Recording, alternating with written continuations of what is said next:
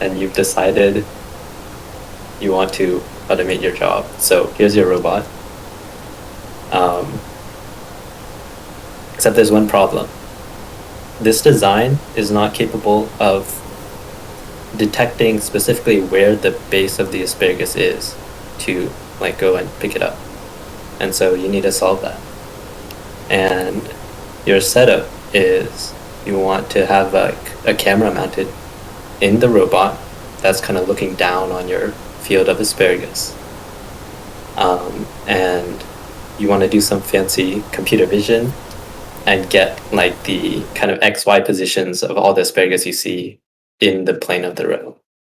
Does that make sense? Sounds good. Okay.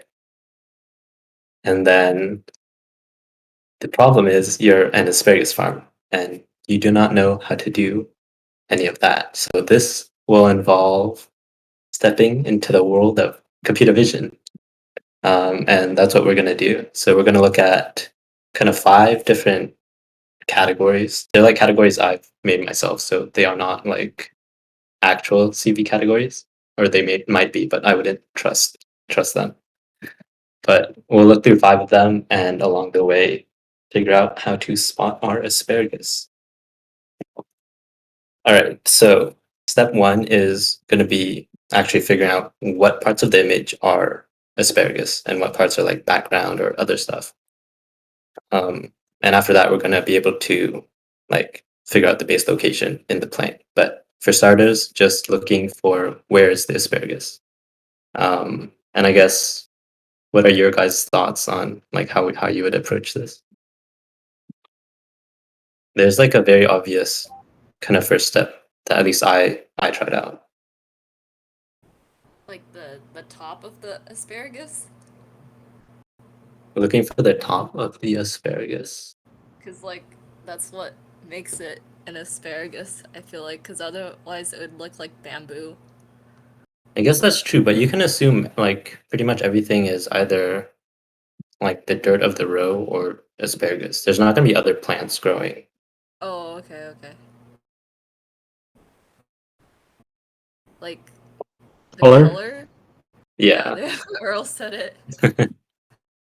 Yeah, so that was also my first thought is just look for color. Um, and like it's a simple idea, but when you go to implement it, it's a little more complicated. So actually to actually implement that, we get to look at our first CV category, which is color spaces. Uh, and so these are just how we represent color, like kind of under the hood. So the standard one is like RGB representation. You guys are probably familiar. Actually, probably familiar with like both of these that I'll talk about. But RGB is just you represent a given color by its red, green, and blue components. And so that's like uh, red is just like you can think of it as like a three-dimensional thing where you have one axis for each of red, green, and blue. Um, and then something like magenta would be a combination of red and blue, 0 on the green axis. I assume you guys are all pretty familiar with RGB. Yep. Um, this is like the default way we represent the color, except, and then the problem comes in is that we want to detect green.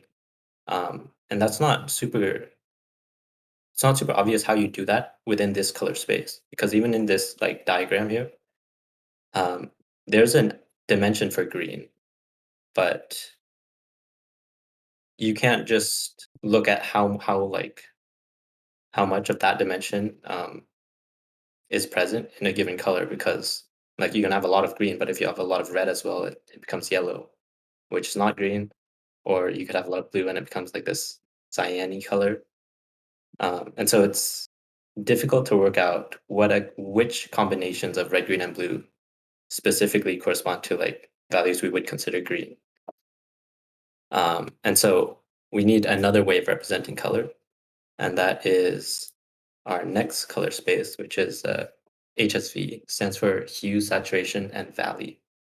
And this one's nice because in this color space, we have a dimension for hue, which is essentially just color. And so we can just look at that particular dimension and say, so over here would be like your hue dimension, and it'd be, I guess it's like a circular thing. So something like 0 to 360 would be one way of doing it, and saying, and then like it would wrap back around. And then like 0 and 360 is like red, and you progress through, and green is over here in whatever section of the circle it is. And so that's really nice because you can just look at that specific dimension of the color space and say, if you lie along these sections, then you're green. And so we'll just look at your pixels. The other key components of it are saturation and value. And the way I understand it is that you have hue is like the color, and then also you have your value, which is like a grayscale kind of thing that I'm showing on the left. So some amount of gray from pure black to pure white. And the final color is actually a combination of these two things. So for any given color, it's a combination of some amount of gray and some amount of like pure color. And then the way it works is the saturation is how much essentially the color component is combined with like the gray component. In this diagram, it's like along the radius of the cake. Does that make sense?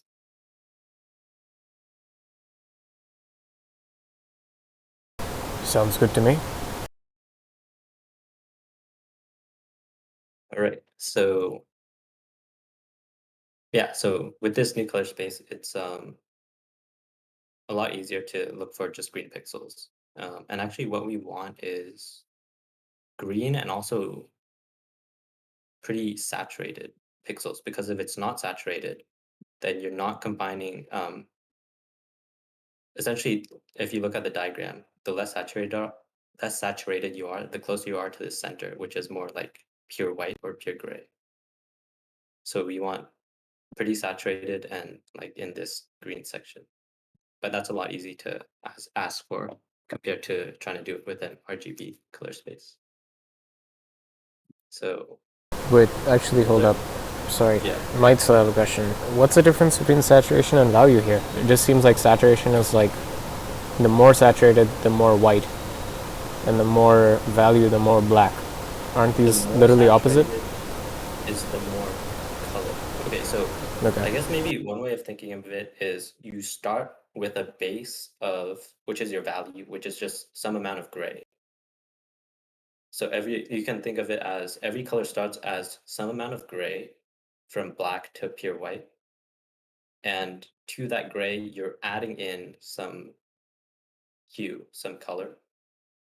And the amount of hue you add in, like say you start at pure white and you're like mixing paints, and you start to add in some red, right? The actual color will kind of move along this radius, if that makes sense. I see. So is the HSV actually like injective from a visual perspective? Like, are there two spots on the circle that'll look the same to me?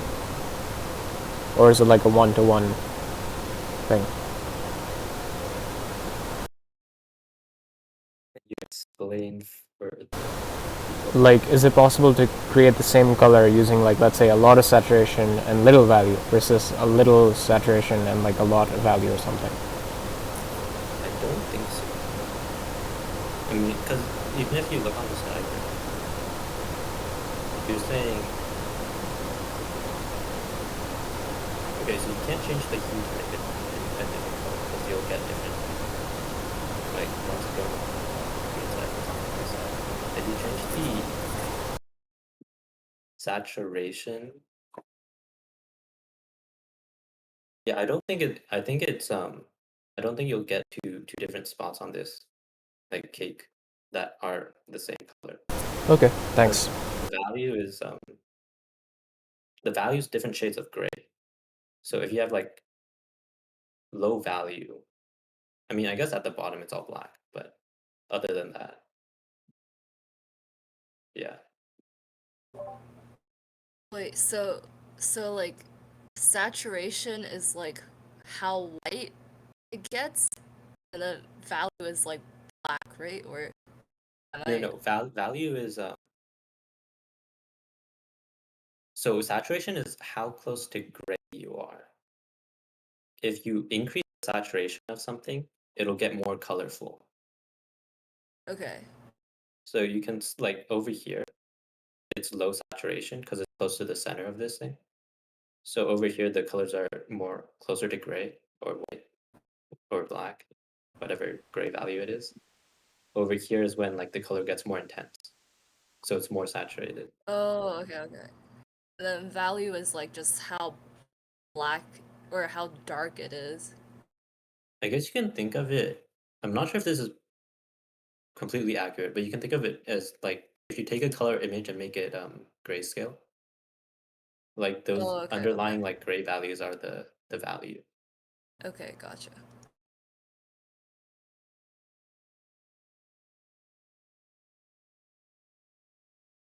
Yeah, and the whole point of this was we get a nice hue axis, so it's really easy to figure out which colors are actually green. So those are our color spaces. And if you actually look at yeah, the results, this is what we get from just doing that, which is actually pretty decent. Um, yeah, I think most of the asparagus gets kind of captured. The problem is actually the most green parts are like in the middle.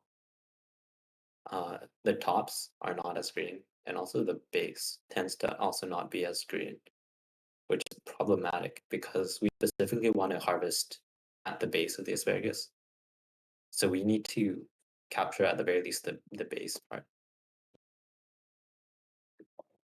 So I guess how to proceed is the question. Um, so my next thought is, or at least was when I was trying to do this, um, we get like a majority of the asparagus with just color. Um, so can we try and add in some other information, like information about the shape of the asparagus? And so that will lead us to our next category, which is kernels. So what a kernel is, okay, kernels are like pretty fundamental to a lot of computer vision stuff. And essentially what it is a way of like kind of looking at things very locally. So you can represent an image as like just an array of pixel values. So that's like this big array here. And then what a kernel is essentially a sliding window or like a small section of that image. So here it's the part in orange. And you're gonna take this part in orange, which is the kernel, slides across the image. So you get like a look at each 3 by 3 section of the image. And then what you do is for every position, you just take like a linear combination of the source image and the values in your kernel. So if you actually look at what's happening here, it's just like you multiply -1 times 4. You multiply like the corresponding elements in the kernel and the source image, and you add them up, and you get this result. So that is what's happening.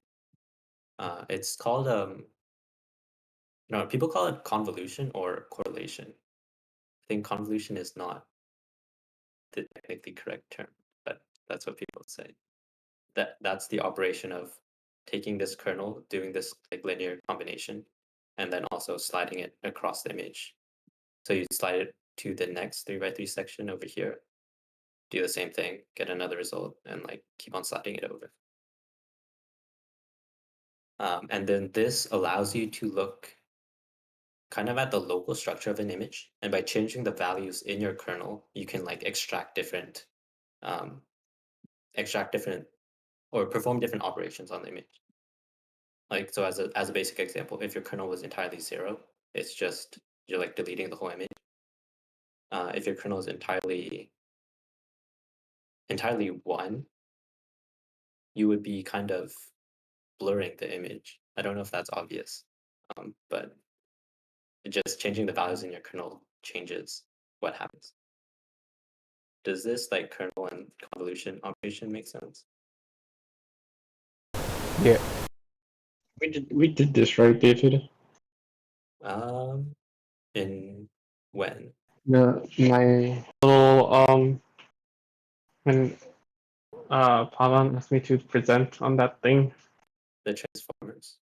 Yeah. No? Was that in trans? It might have been. Maybe I've forgotten. I get. Yeah. I think so. Actually, yeah. I think all of you probably know what this is. The specific kernel we want to use here is for edge detection is these ones. I think they're like Sobel. That's their name, Sobel operators. But you can kind of see like what's happening in the x direction. So if you move this way, if you have um, all of your images like the same, so entirely, if you're working with grayscale, say, if your everything underneath this window is all the same, then it ends up being 0 because everything cancels out. But if one side is white and one side is so white would be like 1 and the other side is 0, being like black, so there's an edge, then you get like things don't actually end up canceling out, and you get either a very low negative number or high positive number, depending on which side is black and which side is white. And then you just take the absolute value, and you can figure out where the edges are. And if you like combine these two kernels, you get edges, and that is the next thing I tried to do to extract our asparagus. So what was that? If we take a look at the results, this is what it is. And they're pretty all right. So you definitely see the structure of the asparagus in it, but you also get a ton of noise from all of like this background, like dirt slash whatever it is. And so if we want to make use of this information, we should try and like get rid of all this background noise somehow. So that brings us to like our next kind of category of things. What we want to do is look at morphology operations. And so my understanding of morphology operations are ways of interacting with the like structure of an image at a kind of higher level than kernels. So here's one example. You have a base image over here on the left, and two operations you can do is like kind of thin the structure overall, so you get this image, or you can thicken the structure, you get this image. And both of those are kind of uh, I think fundamental operations of like morphology stuff, and it's kind of working with this higher level structures in the image. The specific operations that happen are called erosions and dilations, and they kind of work based on something similar to like the kernel stuff. So we can have a sliding window, and it's essentially a kernel, except you're not doing a linear operation on the base image. You're doing a no, I guess it'd be nonlinear, but something else. That's why people don't call it kernels. They call it like structuring elements, but it's the same idea. You just have this window, and you slide it across your image, And if you want to do an erosion, which is this like thinning operation, you look and see if this anytime this window overlaps a black part of your image. So there's a so there's a zero underneath the window. And also this set of ones indicates like a mask. So it indicates which values of the window you want to consider. So in this picture, I actually have a um, image here. So like you can have a mask in your window where instead of having it look like a square shape, you can say only look at kind of these cross-shaped elements and ignore all the corners, or only look at this like circular shape. And so that can get you different. Uh, it can get you to different like results by changing the shape of your window. But that's so you can modify this window, but the operation is anything under the window. In an erosion, if you want to like thin out your shape, you look for kind of background black pixels under your window. And if there is one, everything under the window gets set to, or not everything under the window, but the center of your window gets set to black. And in a dilation, if there's any white pixel underneath your window, the center of the window gets set to white. And so those result in kind of like thickening versus thinning your image. Does that make sense? Seems clear. It's like ending and oring. Is it? That is maybe, yeah. I feel Using the like bit Wait, mask. what'd you say? are you asking about Earl? He said like ending and oring. Oh, wait, ending and oring what? I feel like it's slightly different because it's if any of these, at least I don't know. My intuition is that it's not exactly ending and oring, but I guess kind of. I guess the difference is like, yeah, I can see it actually. Because if it's like background is black, but your center is white, it gets set to black versus background is white and your center is black, so it gets set to white. So yeah. Wait, no. Wait, can you go over the operation again? So Mm-hmm. yeah, so they're essentially the same thing. It's just you have your window and you slide it over your image. And then at a particular position in your image, you check what the pixels underneath this window are.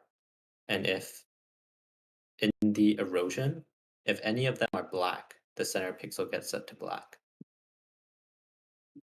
And so you can kind of see how that results in the thinning because if your window is like over here and overlapping the very edge of this like J, then the pixels along the edge of the J, the window is going to overlap the black of the background. And so those pixels are essentially deleted. And so we get like this thinned out thing.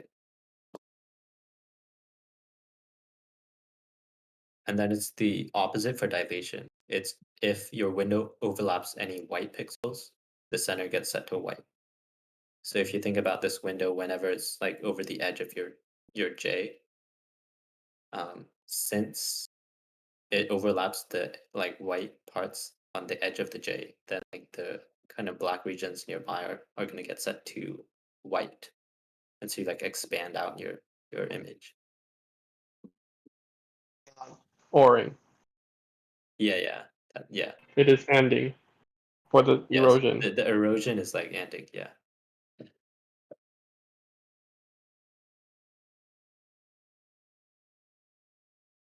that is. I like the analogy because you can also kind of I think a cool part of this is that you can combine these two operations, the erosion and dilation. Um, so specifically, what we're interested in is opening and slash closing. So what you can do is like if you have an image like this, where you have like kind of these white dots that you want to get rid of, you can combine like the erosion and dilation steps to eliminate that. Do you guys see how?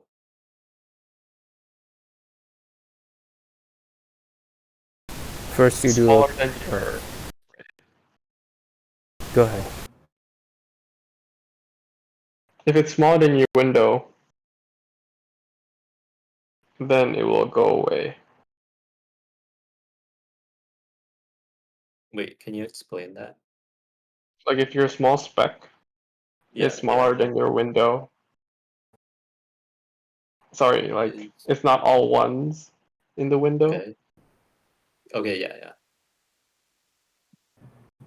Um, so you're saying just do the erosion operation, Wait, no, and no, it will work if the area is like it's small. Sorry, I don't know how to explain it. The inconsistency is small. Are We're you smoothing it out.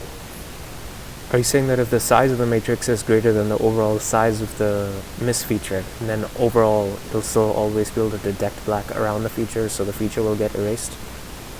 Yeah, I think. yeah, yeah, that makes sense. Yeah, that is essentially the strategy. So like if your window is like, so if this is your like thing you want to erase and your window is like this big, then whenever you do an erosion operation, it's always overlapping the black. And so every pixel in there will get set to black. Um, that's the idea. So you do an erosion, but also it'll set this larger J will get eroded as well. And so we actually have to do another step to restore the J to its original like thickness. So you do an extra dilation step afterwards.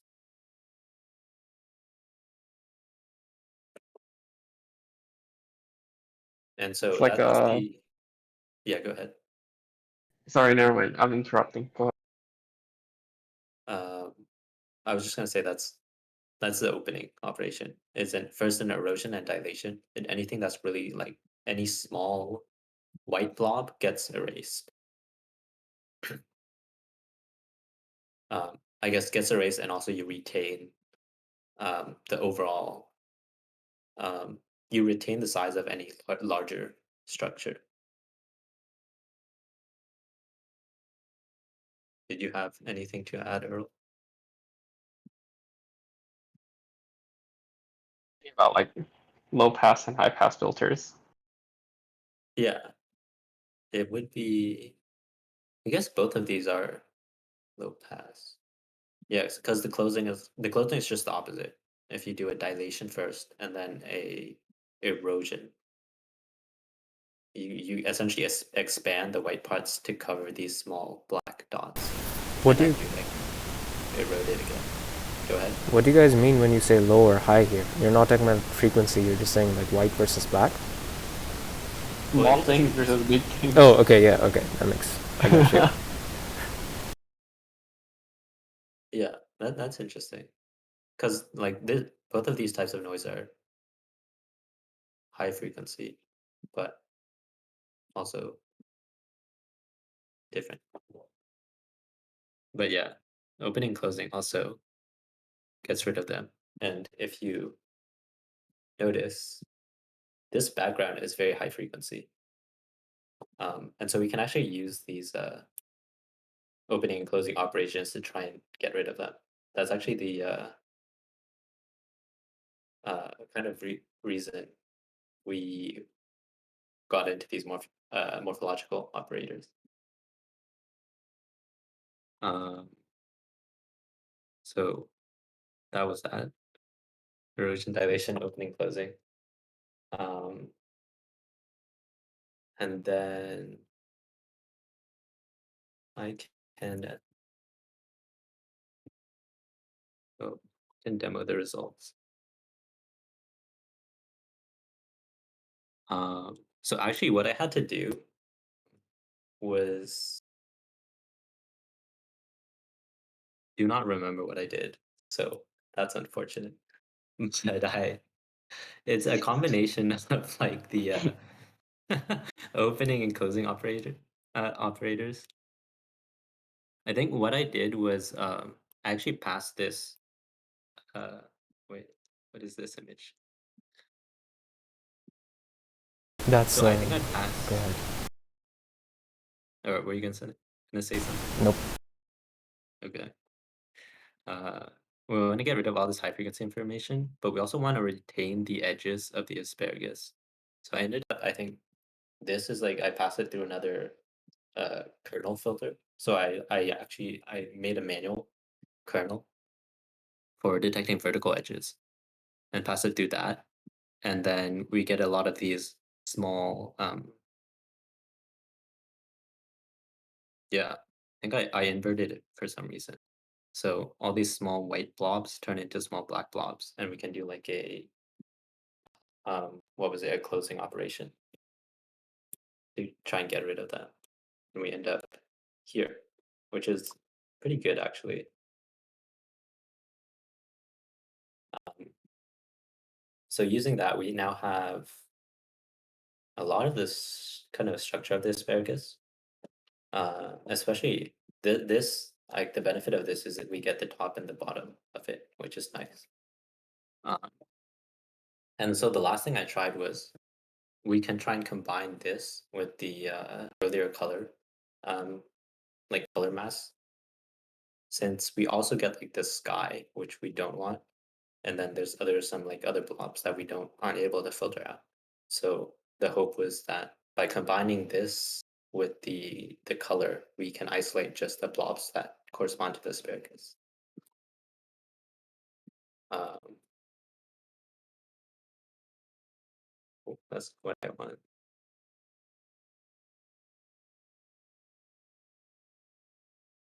This was the final result I got, which I think looking back at it, it surprised me how decent it was. So out of all of that, we get to isolate these masks as the asparagus. And I'm doing some extra stuff that I haven't talked about. It's called like contour detection to get like these bounding boxes, and also filter out small, like kind of noise parts. Um, this is actually surprisingly good. I looked back on this and I was um, did not expect it to do this well. But if you try this, so this set of techniques, so doing the color filtering and combining that with like the edge-based filtering, if you try it, it's pretty sensitive to the background noise because we relied on the fact that the background was a very high frequency part of the image.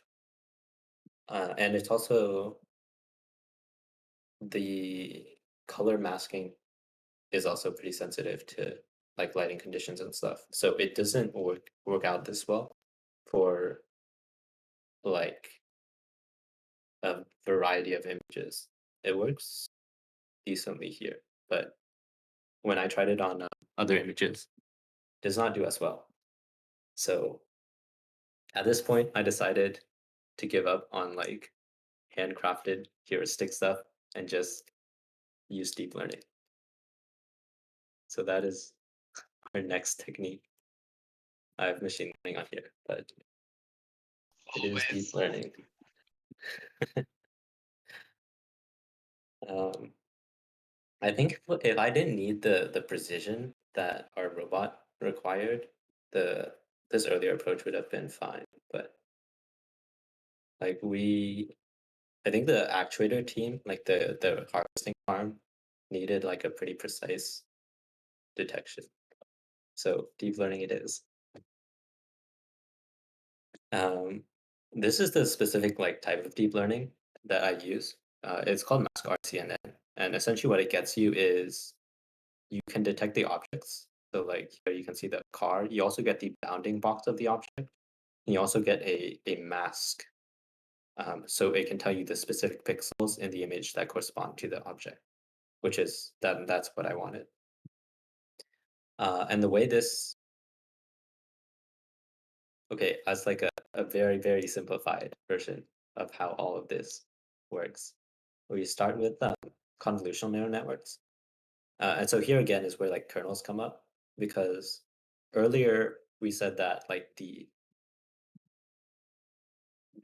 values of the kernel, if you by changing them, you get different operations on your image. And essentially, a convolutional neural network is automatically learning values for a bunch of different kernels.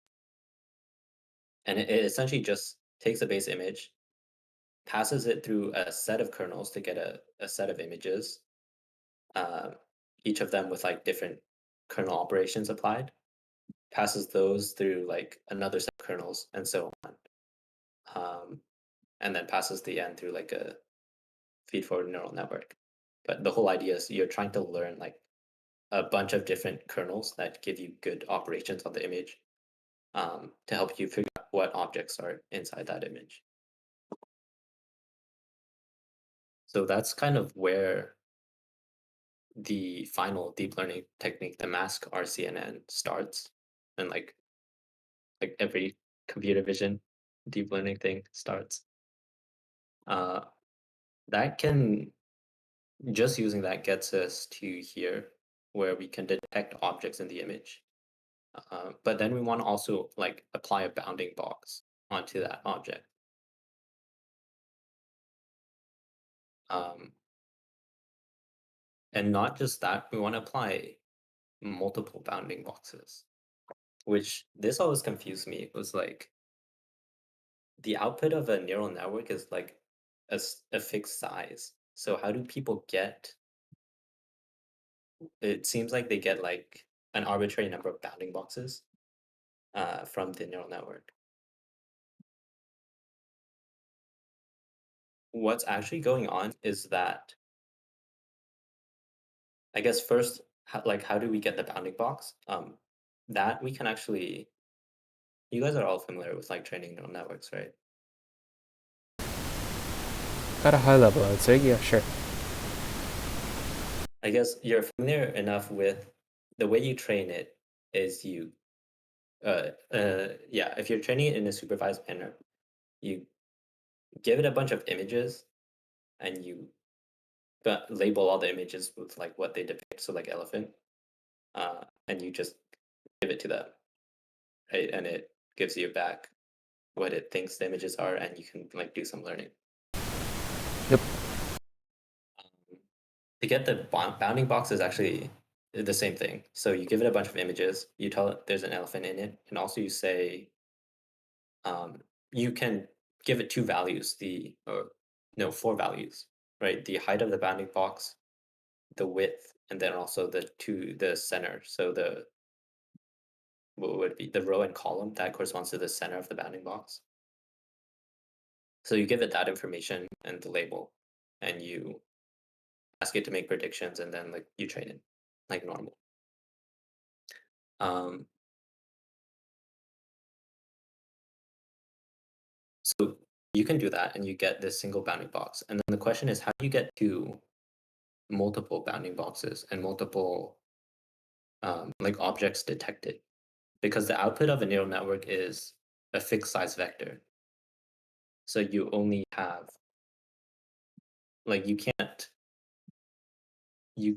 get out an arbitrary number of predictions from like passing in a single image to the neural network. So the technique they actually use is you split the image up into a bunch of um, small, I guess, windows. So here's like a 3x3 thing.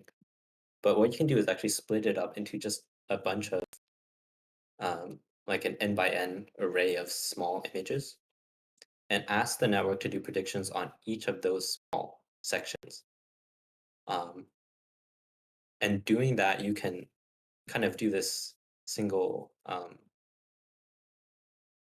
single image like classification and bounding box thing, but for each like small subsection of the image. And that way you can get, it seems like an arbitrary number of like detections and bounding boxes, but it's actually like just really big.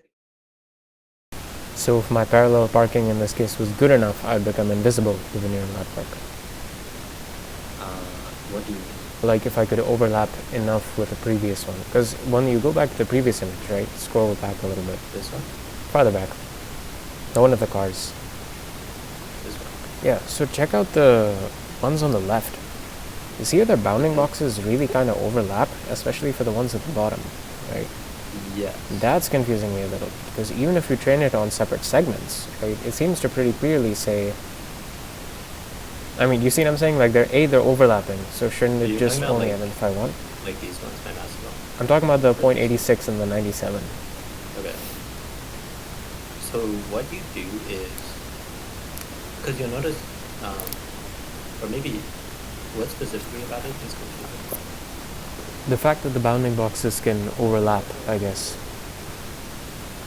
Okay. So you know how I said earlier, the way you like train it to learn a bounding box is you just give it the center pixel and the like height and width. Yep. So you're still doing the same thing over here. Given like a sub image, like this square, you give it for that image the center pixel, the center coordinates, and then height and width of your bounding box. And then what you can do is your height and width of the bounding box can extend past the like dividing line between or subsections of your image. But how would they still overlap?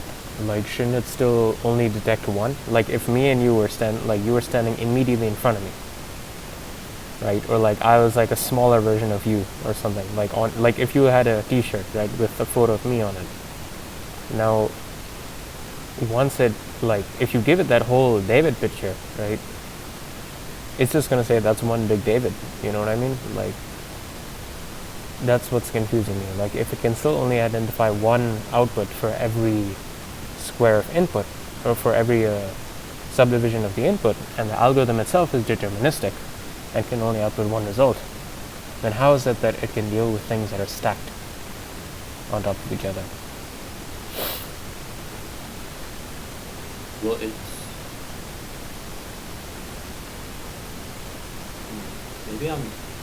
So I guess my response is you can just make the like the granularity of your sub images final, right? That's computationally feasible?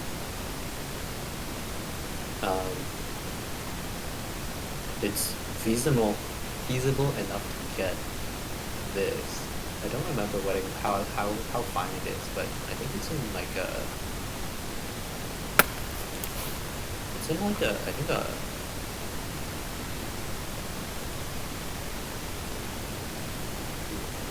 I don't want to say a number. I don't think Just remember. You showed. Wasn't there already stacking? Like that car, yeah. Like here. No. The car 99. That's two cars. That's not one. oh, you're That's right. true. Yeah. You 100% true. Yeah. Okay. But in general, you can do this approach in real time. Like, I mean, your Asparagus robot is moving reasonably quick, I'd hope, right? It's not like you can just take an image and then like sit for 15 minutes while it trains on a GPU, right? Like, is it quick Actually, enough? what I've talked about so far is a real time. It's called it is a YOLO 3. Yeah. Okay, yeah. The trick is, so the trick is actually, you know how we have a bunch of windows here? This looks kind of like you can kind of think of this as like the sliding window operation of a kernel, right? If you just started here, you moved over to here and so on. And what convolutional neural networks do actually is this convolution operation, which is sliding the kernel across the image. So actually computing like your bounding boxes for each sub image here, you can actually get it done as just a first layer on in front of your convolutional neural network. Does that make sense? It makes I mean, sense at to me. least like Thank you. yeah, that's how they get the speed up, or at least one way they get it. I thought that was a pretty cool trick. That's actually where the you notice it's faster RCNN. I think that's where the faster part comes from. There's another thing they did for the fast RCNN. Um, any other questions?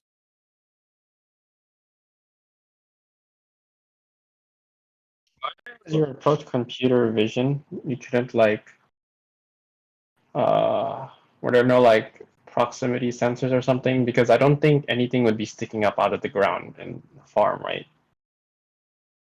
Other than You're asking, asparagus. are you asking like why we chose computer vision? Yeah. I guess this is like a more larger Yeah, scope like about the question. design of everything. I Yeah. think it was we needed. So the problem is we actually do have a distance sensor in our design, Yeah. but it's hard to get a good sensor that can detect the base of your asparagus because you could have like asparagus growing all around it. Um, and like they'll end up blocking the sensor. But if you have a camera mounted up, you can see everything. Does that make sense? See. Is there an approach that we haven't thought of? Echolocation. Um, so either way, it still runs into the issue of like I get guess echolocation is the same thing as sight. Never mind. also okay, also maybe something I didn't mention is you want to only harvest certain asparagus that are above a certain height. Otherwise, like they're not mature yet.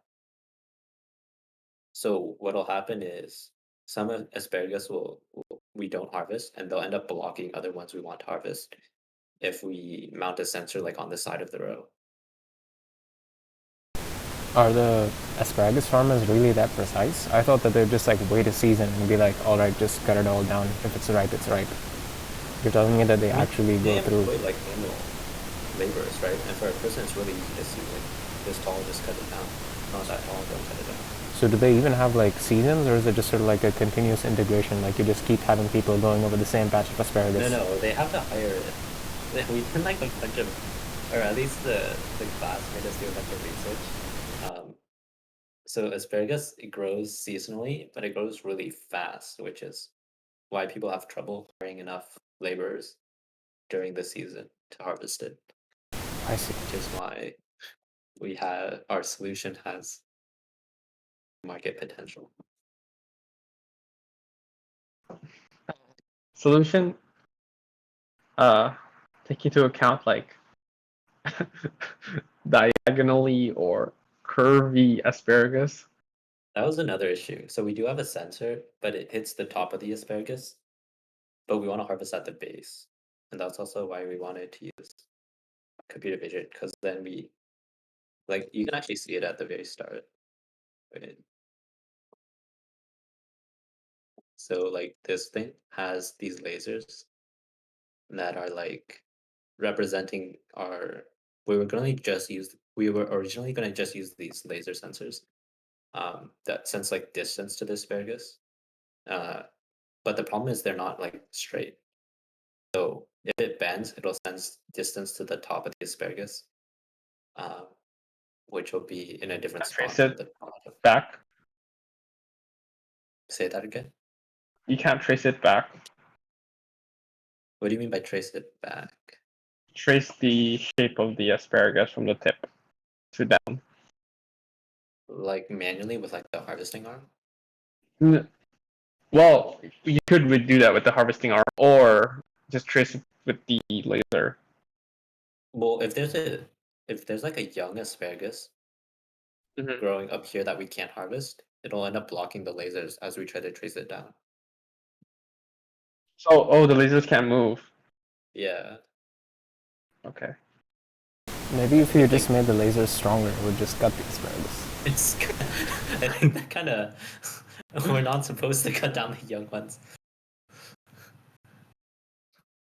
I think that was when If we just made the laser super strong, we could like go down the row and like zap everything. Already be cooked asparagus by the time they reach our shelves, Yeah, the store shelves. it's an innovation.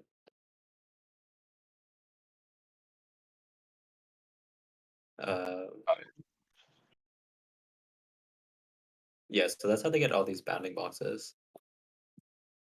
And then actually the last step to get the mask part of mask RCNN is just what they do is you extract the bounding box, um, and then you have to hand label a mask over the image, and then you just like give it the mask, have it have it predict the mask based on what's underneath the bounding box here, and then you compare it with the manually labeled mask. And then the trick to like getting that computationally feasible is to downscale things in a specific way. But yeah, that's a very high level overview of the deep learning that we are using for our asparagus seeing. Uh, so that was that. And then it looks like, what does it look like? This is what it looked like on that other image we were using. But this is kind of a, this was in our training set, so it's not a very good representation. Well, I guess I was gonna say it looks a lot better, but it should. Um, this is some manually planted asparagus. And the other algorithm does a lot worse on this, especially because the background here is very low frequency. But you can see mask CNN does pretty good. What is this background? I see QR codes. Did you just like put asparagus in like a cardboard box? How did you do this? It's a styrofoam. I don't. It's like some like packaging thing from when I first moved into my apartment. We had this styrofoam for some reason, so I Wait, cut holes in it and like planted the asparagus. you bought asparagus. I mean, how else are we gonna test? Where'd you get asparagus from? The grocery store. Wait, they sell it there? Yeah, Ralph sells it. Trader Ralph's Joe's too. asparagus? Yeah, you can Wait, there you were can get no. some if you want. I swear there are pictures online about asparagus. Huh. Wait, what? Oh, but okay. Uh, I had to get this set up specifically for the next part that I'll talk about. Yeah, because that's step two. We have the mask now with mask RCNN. We have to get the base of it specifically. Um, and so the first problem here is that we want it base in like a top-down view.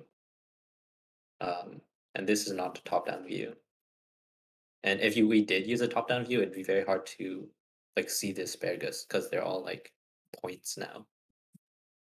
So our solution is under image transforms. And this is where those QR codes come in. So image transforms are just like you're modifying the entire image as a whole. So like rotations, flipping it, and then this is one example of it's an example of what we want to do, which is like it's a perspective transform, or I think people also call it a like a homography transform. But you can see like you're warping the perspective from the left image to the right image to make it like flat. Um, and I don't really understand how it works, so I can't explain it. But like the basic idea is, I think it's just a bunch of linear algebra. So you have like your camera is seeing an image that's like a projection onto like the real world. So there's like I think there's two matrix multiplications, like linear transformations that occur where you have to get this projection. You also have another transform for like handling the camera to real life conversion. But basically, if you want to do a perspective transform, right, your camera's going to start here and then go to a different perspective over here. And so you just do, if you know the like properties of your camera, you do like a one transform, which is like a bunch of matrix multiplications to get it from here to here, and like from the camera image to like real world, and then another one to get it to this new perspective. It, I think at the end of the day, it boils it down to like matrix multiplications. And then specifically what happens is the QR codes are called Aruco markers, and they're just specific markers that are easy to detect um, for the vision system. And so what they do is they give us a set of nice points. Actually, I think I can illustrate it somehow. How can I illustrate it? Should have prepared this.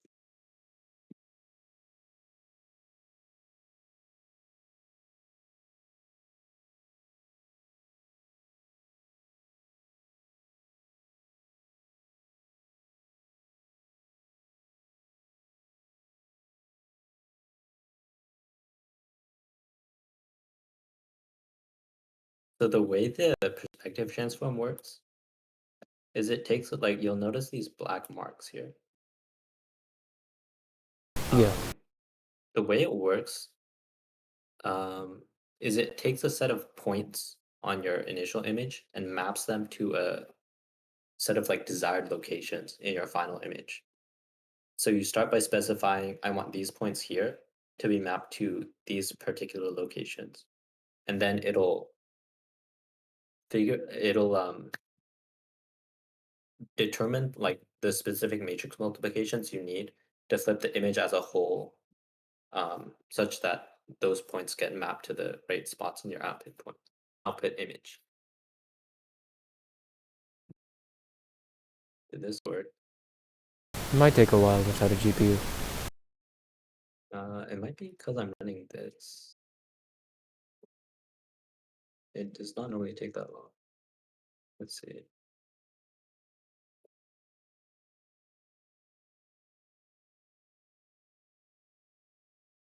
All right. Maybe it's because I'm running the wrong thing. I thought it was here. Oh,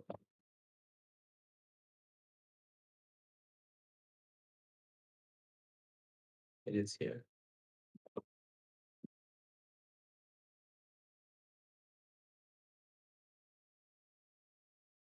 This, okay.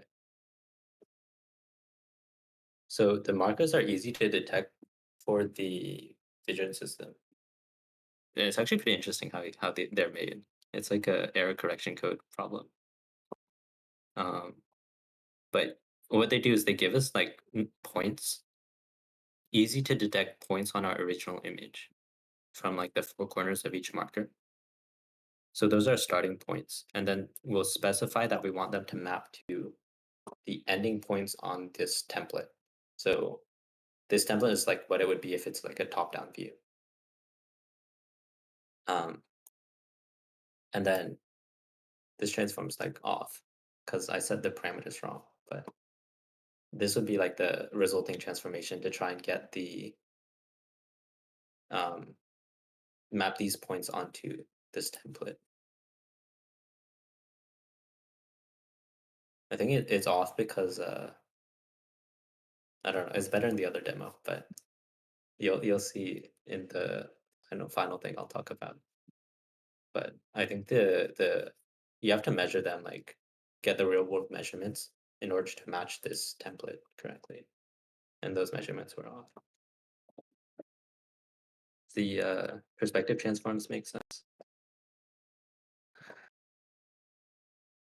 Seems clear.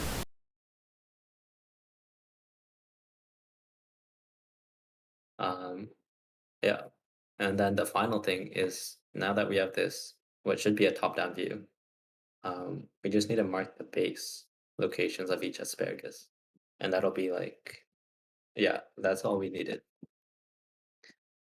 So the last thing is figuring that out. And the way I went about doing it was using another transform. It's called the distance transform. And so this is just it's a really simple idea. It takes every white pixel, if you have like a black and white image, it takes every white pixel and computes the distance from that pixel to the closest black pixel, and then replaces it with that value. And so you get what, if you start with the left image, you get what's on the right, which is like the pixels in the very center are farthest from the black, so they'll have the highest value. And as you get closer to the black, the value of the pixel decreases. So it's just distance of each pixel to the closest black pixel, and then that tells you. It's a nice way of getting the width of the asparagus, because the width is exactly the values in this middle like bright band here. And then specifically what I did was just like average them out on the bottom half of the asparagus. That gives me the width, and then I assume if the asparagus is like perfectly circular, I could just go up the same amount of width from the very bottom, and that should be like the center of the base.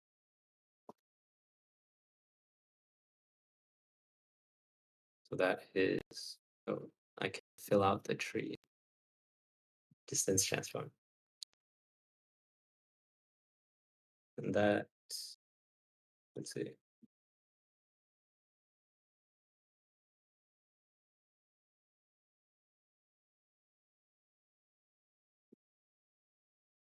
Well, my code is not running.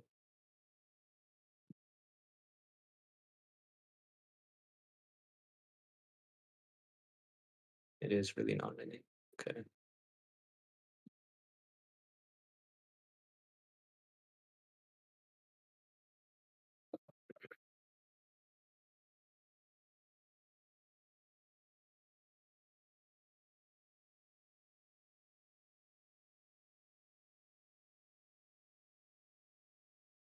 So start by predictions. And then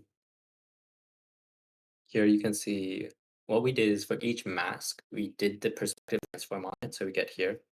And then after the distance transform, we figure out the width and go up that amount from the very bottom to get like the center of the asparagus. And also I'm just drawing circles equal to the width. But yeah, here is the final base detection.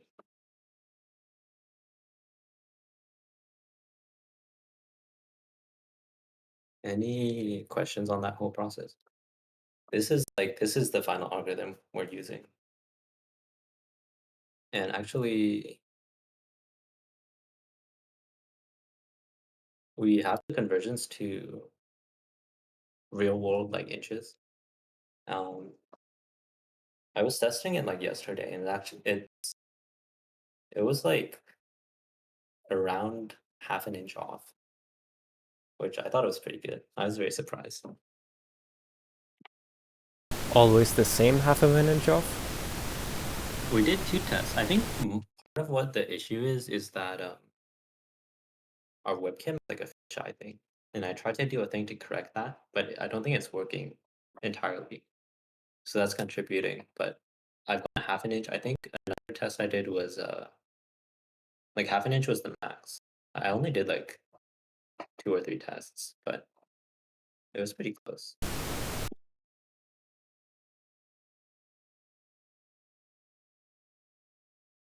I guess the final thing is here is our final tree of computer vision techniques. And this is just the beginning. There's so much more you can explore. But that's all I had. I thought you were gonna zoom out and this would also all be like in the shape of an asparagus or something. I thought about that. Or I thought about making it shape more like asparagus. But I don't know.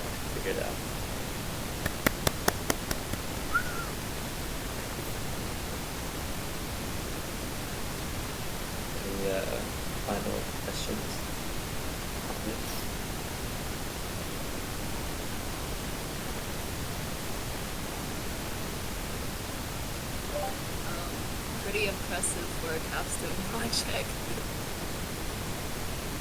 Yeah, dude, this It's is actually terrifying. Sorry, keep going. it's terrifying. Yeah. What about it? It just, our capstone was like struggling with like basic computer networking for like a month. This is like high quality asparagus stuff. Was your capstone like did everyone do the same project? Or was it Oh, the whole different? class worked on the same project. Oh, because ours is like each team works on like comes up with their own project. No, yeah, that's what we had too. Okay. I don't know. The we actually had like extra stuff too. But I was really surprised at how well I guess it's how well that Asparagus can do. Because our training set is only like 100 or less, a little less. But wait, no, it's around 75.